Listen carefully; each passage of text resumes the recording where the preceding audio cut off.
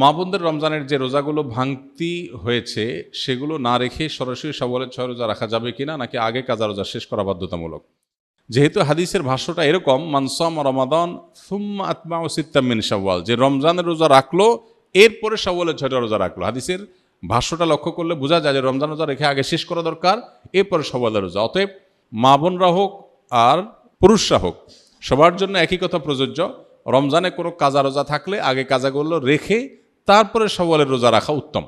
কোনো কারণে যদি রমজানের ভাঙতি রোজা রেখে শাওয়ালের 6টা রাখা সম্ভব হবে না মনে হয়, কারণ রমজানে 10টা রোজা ভাঙতি হয়েছে, আবার এদিকে শাওয়ালের 6টা 16টা রোজা, এতগুলো রোজা তার এক মাসে রাখা তার জন্য টাফ হবে যদি মনে হয়, তাহলে সেক্ষেত্রে সে শাওয়ালের 6টা রোজা রেখে কাজাগুলো পরে আদায় করলেও ইনশাআল্লাহ তার শাওয়ালের 6 রোজার ফজিলত আদায় হয়ে যাবে। একটি রোজার নিয়তে কি কাজা এবং শাওয়ালের নফল উভয়ের সওয়াব পাওয়া সম্ভব? অর্থাৎ এক রোজায় কি 2 নিয়ত করা যাবে? না, এটা আপনি করতে পারবেন না। ফরজ রোজার নিয়ত করলে সেখানে আবার নফলেরটাও নিয়ত করতে পারবেন না, তবে নফলের 2টি একসাথে নিয়ত করতে পারবেন। যেমন সোমবার বৃহস্পতিবার রোজা রাখলেন, চাঁদের 13, 14, 15 রোজা রাখলেন, আবার শাওয়ালের রোজারও নিয়ত করে নিলেন, এখানে ইনক্লুড করতে পারবেন, 2টা নিয়তই একসাথে করতে পারেন। আর ফরজ কাজা রোজা আছে সেটা রাখলেন, একই সাথে আবার শাওয়ালের 6 রোজা রাখবেন, সেটা আদায় হবে না। রমজান পরবর্তী ইবাদতের ধারাবাহিকতা ধরে রাখার কিছু উপায় বলে দিন। রমজান পরবর্তীতে ইবাদতের ধারা ধরে রাখার জন্য রমজানেই ভালো করে তাকওয়া চর্চা করতে হবে। রমজানে যার তাকওয়া চর্চা যত ভালো হবে, রমজানের পরে সেটা ধরে রাখা তত সহজ হবে, ইজি হবে ইনশাআল্লাহ বিইذনিল্লাহ। এবং আল্লাহ তাআলার কাছে দোয়া যেমন করতে হবে, রমজানের পরে দিনই পরিবেশে যত বেশি নিজেদেরকে রাখতে পারবো তত বেশি রমজানের ইবাদত ধারাবাহিকতা ধরে রাখা সহজ হবে ইনশাআল্লাহ বিইذনিল্লাহ। সেই চেষ্টা আমরা করব। রমজানের পরে আরেকটা ইবাদতের মৌসুম আসছে 2 মাস পরেই, সেটা হলো জিলহজের প্রথম দশক, 10 দিনের মৌসুম। এটা 30 দিনের মৌসুম, এটা হলো 10 দিনের মৌসুম। এই মৌসুমগুলোতে খুব বেশি সুন্নাহসম্মত আমলগুলো, কোরআন হাদিস বাতানো আমলগুলো যদি করতে থাকি তাহলে 2 মাস পরে আবার রিচার্জ হয়ে যাবে, সেটা দিয়ে আমরা আবার কিছুদিন চলতে পারবো ইনশাআল্লাহ। এভাবে শরিয়া যে আদেশগুলো করেছে সবগুলো কিন্তু আমরা পরিপূর্ণভাবে পালন করি ইনশাআল্লাহ বিইذনিল্লাহ, সারা বছরই ইবাদতের ধারাবাহিকতা ধরে রাখা সম্ভব হবে। আল্লাহ তাআলা আমাদের সবাইকে আমলের তৌফিক দান করুন। রমজানে যে গুনাহগারগুলো ছেড়েছিলাম শয়তান মুক্ত হওয়ার পর সেগুলো থেকে বাঁচার উপায় কি?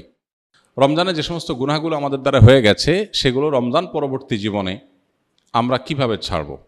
মূলত রমজান মাসে রোজার মাধ্যমে যে আমাদেরকে আল্লাহ তাআলা তাকওয়া চর্চা করতে বলেছেন বা মুত্তাকি হতে বলেছেন, রোজার এই বার্তাটা গ্রহণ করা, রোজার এই মর্মটাকে উপলব্ধি করা, এটা যদি আমরা করতে পারি তাহলে রমজান পরবর্তী জীবনে ইনশাআল্লাহ তাকওয়া চর্চা করা আমাদের জন্য সহজ হবে।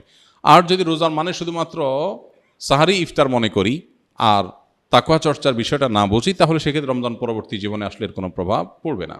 শাওয়ালের 6 রোজা কি ঈদের পরদিনই শুরু করতে হবে, নাকি পুরো মাসের যে কোনো দিন রাখলে হবে? এই রোজাগুলো কি টানা রাখতে হবে নাকি বিরতি দিয়ে? শাওয়ালের 6 রোজা ঈদের পরপরই রাখতে হবে এমন কোনো বাধ্যবাধকতা নেই, তবে অনেকের জন্য সহজ হয় ঈদের পরপর রেখে ফেলতে পারলে, যাতে করে রোজার অভ্যাসটা থাকে, এর মধ্যে রেখে ফেলতে পারে, পরে আর রাখা হয় না, তারা আগে রেখে ফেলবে। আর যার সুযোগ আছে পরে রাখার বা দরকার আছে পরে রাখা, সে পরে রাখবে এবং ধারাবাহিকভাবে রাখুক, সপ্তাহে 2টা করে 1টা করে রাখুক, যেভাবে খুশি রেখে শাওয়ালের এই মাসের মধ্যে 30 দিনের মধ্যেই রেখে শেষ করতে হবে।